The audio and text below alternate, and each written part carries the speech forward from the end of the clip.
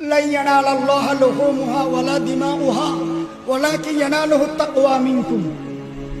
আল্লাহ তাআলা কুরবানির পশুর গোশত খায় না, হাড্ডি খায় না, এগুলো আল্লাহর কাছে যায় না। আল্লাহ তাআলা বান্দার তাকওয়া চায়, তাকওয়া। ফাসাল্লি লিরাব্বিকা ওয়ানহার।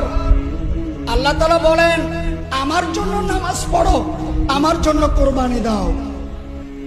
কুল ইন্না সলাতি ওয়া নুসুকি ওয়া মাহইয়ায়া ওয়া মামাতি লিল্লাহি রাব্বিল আলামিন। ওহে নবী, আপনি বলুন আপনার জীবন, আপনার মরণ, আপনার নামাজ, আপনার কুরবানি কার জন্য? আল্লাহর জন্য। কুরবানি কয়দিন করা যায়? কয়দিন? 3 দিন। জিলহজের 10 তারিখ, 11 তারিখ, 12 তারিখ। কুরবানির ঈদের নামাজও 3 দিন পড়া যায়, 10, 11, 12। ঈদুল ফিতরের নামাজ 2 দিন পড়া যায়। প্রথম দিন না পারলে শাওয়াল মাসের 1 তারিখ না পারলে 2 তারিখ ঈদুল ফিতরের নামাজ পড়া যায়। কিন্তু কুরবানির ঈদের নামাজ, ঈদুল আজহার নামাজ 3 দিন পড়া যায়।